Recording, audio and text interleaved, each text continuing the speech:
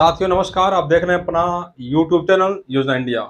साथियों पिछले वीडियो में बताया था हमने कि ऐसे लोग जो कारोबार कर रहे हैं, कोई उद्योग धंधा लगाए हुए हैं, कोई भी कारोबार कर रहे हैं, उनके लिए सरकार एक ऐसी स्कीम लेकर आई है, ऐसी बीमा योजना लेकर आई है जिसका नाम है मुख्यमंत्री सूक्ष्म उद्यमी दुर्घटना बीमा योजना। तो आज हम बताएंगे आपको कि इसका आवेदन कैसे करना है, क्या क्या आपको डॉक्यूमेंट लगाने पड़ेंगे, कैसे आपको लाभ मिलेगा। तो चलिए शुरू करते हैं योजना के बारे में जानकारी। इस योजना का नाम है मुख्यमंत्री सूक्ष्म उद्यमी दुर्घटना बीमा योजना। जैसा कि बीमा योजना के नाम से आप जान रहे हैं कि यह बीमा योजना है। इसमें दुर्घटना के बाद या मृत्यु के बाद 5 लाख रुपए तक की सहायता धनराशि सरकार द्वारा दी जाती है, जिसमें मृत्यु होने पर दुर्घटना के दौरान मृत्यु होने पर 5 लाख रुपये दिया जाता है। अस्थायी विकलांग हो गए, अस्थायी रूप से दिव्यांग हो गए तभी 5 लाख रुपये दिया जाएगा। यदि आंशिक रूप से दिव्यांग है तो सीएमओ द्वारा सर्टिफिकेट जारी किया जाता है, उसके आधार पर धनराशि निर्धारित की जाती है कि कितनी धनराशि दी जानी है। तो बता दूं आपको, इसमें ऐसे उद्यमी, ऐसे कारोबारी जिनकी उम्र 18 साल पूरी हो गई है, यानी जो बालिग हो गए हैं, वह लोग आवेदन कर सकते हैं। और ऐसे उद्यमी जो 60 साल तक हैं, जिनकी उम्र 60 साल तक है या उसके नीचे है, वह लोग आवेदन कर सकते हैं। 60 साल से ऊपर वाले को इस योजना का लाभ नहीं दिया जाता है। आवेदन आपको कहाँ करना है? आवेदन आप जाएंगे, उद्योग विभाग का एक पोर्टल है msme.up.gov.in। यहाँ इस सारे को खोलेंगे और वहाँ निर्धारित प्रक्रिया पूरी करनी पड़ेगी।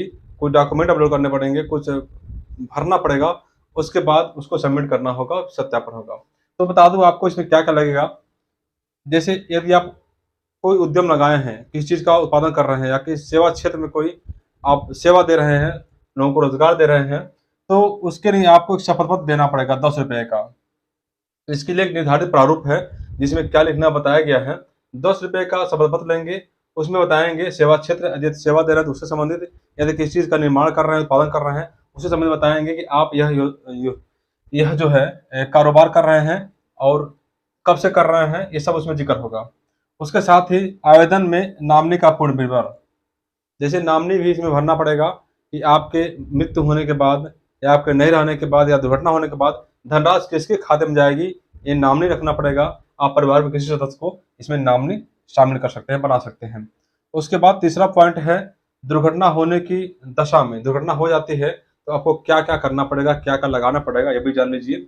उसमें दुर्घटना होने की दशा में आपको दुर्घटना की तिथि का जिक्र करना होगा कि दुर्घटना किस दिन हुई थी, किस स्थान पर हुई थी।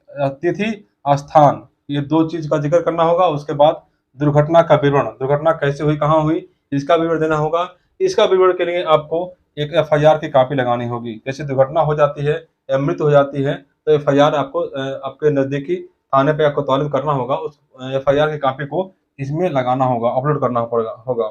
इसके बाद आपने जहाँ इलाज कराया है वहाँ का चिकित्सक का जो प्रमाण पत्र है उसको लगाना होगा।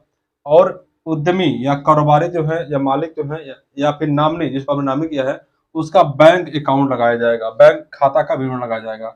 धनराशि किसके खाते में जाएगी? उद्यमी के खाते में जाएगी यदि जीवित है तो, यदि मृत हो गई है तो नामनी खाते में जाएगी। तो उस खाते का विवरण देना पड़ेगा।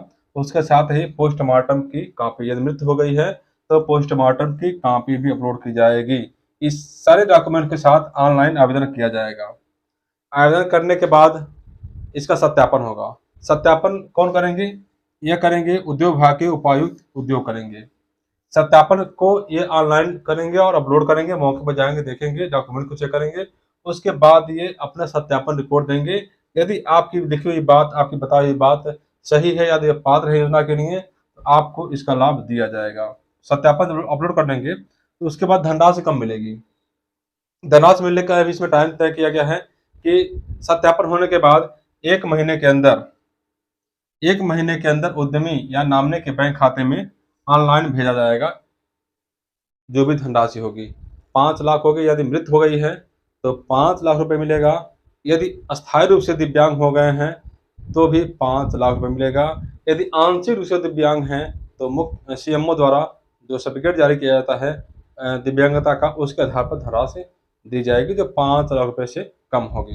तो हमने बता दिया आपको ऐसे उद्यमी, कारोबारी, जो लोग कोई सेवा क्षेत्र में लगे हों या फिर कोई उत्पादन या निर्माण का कार्य कर रहे हैं, कोई उद्योग धंधा कर रहे हैं, ऐसे लोगों को इस योजना का लाभ दिया जाएगा। मैं चाहूँगा कि आप लोग अपने आस-पास जो है और रिश्तेदारों में, दोस्तों में, सब जगह इस वीडियो को शेयर करिएगा, ताकि लोगों को इस योजना का लाभ मिल सके। बहुत से लोग ऐसे हैं, दुर्घटनाओं में मृत्यु हो जाती है, दिव्यांग हो जाते हैं, लेकिन जानकारी के अभाव में उनको लाभ नहीं मिल पाता है।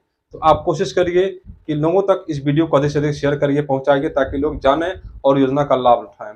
यदि चैनल में नए हैं तो आप चैनल को सब्सक्राइब करिए, शेयर करिए और बेल आइकन को दबाना ना भूलिए। हम जल्द ही आपके लिए नई जानकारी लेकर आएँगे। तब तक के लिए नमस्कार।